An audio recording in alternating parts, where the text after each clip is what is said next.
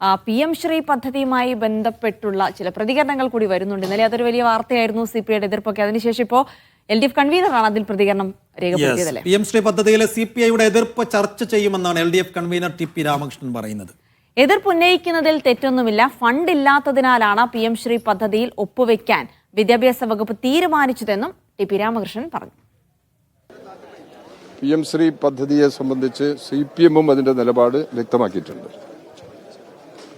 ഈ പുതിയ വിദ്യാഭ്യാസ പദ്ധതി ദേശീയ തലത്തിൽ നടപ്പിലാക്കുന്നതിനോട് അതിലുള്ള പലതിനോടും നമുക്ക് വിയോജിപ്പുണ്ട്. അതൊരു യാഥാർത്ഥ്യമാണ്. അത്തരം എതിർപ്പ് CPI ഉന്നയിക്കുന്നതിലും തെറ്റില്ല. അത് CPI ഉന്നയിക്കാൻ സ്വാഭാവികമാണ്. ഇടതുപക്ഷ ജനാധിപത്യ മുന്നണിയിലെ ഒരു ഘടകകക്ഷി എന്നുള്ള നിലയിൽ ഏത് പാർട്ടികൾക്കും അവിടെ സ്വതന്ത്ര അഭിപ്രായങ്ങളുണ്ട്. അതവർ പ്രകടിപ്പിച്ചെന്ന് വരും.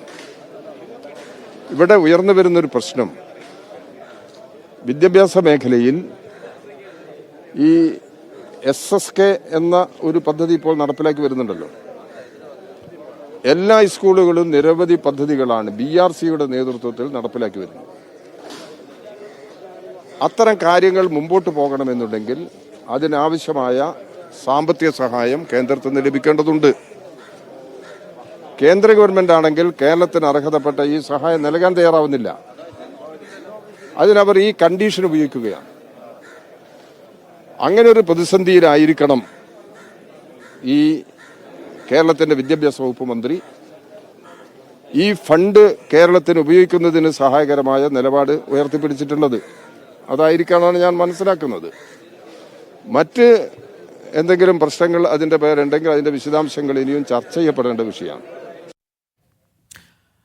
സലാം മുഹമ്മദ് വിശദാംശങ്ങൾ നൽകാൻ ചേരുന്നു. സലാം, CPIയുടെ എതിർപ്പ് നിലനിൽക്കുന്നതിനിടയിലും സർക്കാർ PM ശ്രീയുമായി മുന്നോട്ട് പോകുന്ന ഘട്ടത്തിൽ LDF കൺവീനർക്ക് എന്ത് പറയാനുണ്ടാകും എന്നുള്ളത് പ്രസക്തമായിരുന്നു.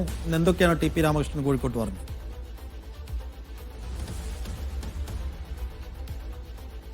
സൈഫുദ്ദീൻ ജൽസി PM ശ്രീ പദ്ധതിയിൽ ഒപ്പുവെക്കാനുള്ള വിദ്യാഭ്യാസ വകുപ്പിന്റെ തീരുമാനത്തെ പിന്തുണച്ചുകൊണ്ട് തന്നെയാണ് LDF കൺവീനർ TP രാമകൃഷ്ണൻ ഇന്ന് രംഗത്തെത്തിയത്. ഈ പദ്ധതിയിൽ ഒപ്പുവെക്കാനുള്ള തീരുമാനമെടുക്കുന്നതിന് പിന്നിൽ ഈ ആവശ്യത്തിന് സംസ്ഥാന സർക്കാരിന്റെ വിദ്യാഭ്യാസ വകുപ്പിന് കീഴിൽ വരുന്ന പദ്ധതികൾക്ക് ആവശ്യമായ അർഹമായ ഫണ്ട് കേന്ദ്ര സർക്കാർ നൽകുന്നില്ല. അതിന് അവർ പുതിയ നിബന്ധനകൾ വെക്കുകയാണ്. സംസ്ഥാന സർക്കാർ അല്ലെങ്കിൽ വിദ്യാഭ്യാസ വകുപ്പിന്റെ SSK പോലുള്ള പദ്ധതികൾക്ക് വലിയ തുക ആവശ്യമായി വരുന്നുണ്ട്. ആ തുക കണ്ടെത്തുന്നതിന് PM ശ്രീ പോലുള്ള പദ്ധതികൾ ഒപ്പുവെക്കാതെ സംസ്ഥാന സർക്കാർ മുന്നോട്ട് പോകാനില്ല. തമിഴ്നാട് സർക്കാർ ഇതിനെ എതിർത്തുകൊണ്ട് നിയമപരമായി മുന്നോട്ട് പോകാനെടുത്ത തീരുമാനം, ഈ തമിഴ്നാട് എന്ന് പറയുന്നത് സ്വയം പര്യാപ്തത കൈവരിച്ച ഒരു സംസ്ഥാനമാണ്, കേരളത്തെക്കാൾ വരുമാനമുള്ള സംസ്ഥാനമാണ്. അതുകൊണ്ട് തന്നെയാണ് അവർക്ക് മുന്നോട്ട് പോകാൻ കഴിഞ്ഞത്. എന്നാൽ കേരളത്തിന് ആ രീതിയിലുള്ള വരുമാനം ഇപ്പോൾ ലഭ്യമല്ല. അർഹമായ തുക പോലും കേന്ദ്രം നൽകുന്നില്ല. ആ ഒരു സാഹചര്യത്തിലാണ് PM ശ്രീ പദ്ധതിയിൽ ഒപ്പുവെക്കാൻ വിദ്യാഭ്യാസ വകുപ്പ് മുന്നോട്ട് പോയത് എന്നുള്ളതാണ് TP രാമകൃഷ്ണൻ പറയുന്നത്. അതേസമയം തന്നെ CPIയുടെ എതിർപ്പ് സ്വാഭാവികമാണ്. CPIക്ക് പോലെ തന്നെ CPM-നും ഈ ദേശീയ വിദ്യാഭ്യാസ നയത്തോടുള്ള സമീപനം ഒന്ന് തന്നെയാണ്. കാരണം ഈ ദേശീയ വിദ്യാഭ്യാസ നയത്തിലെ പലതിനോടും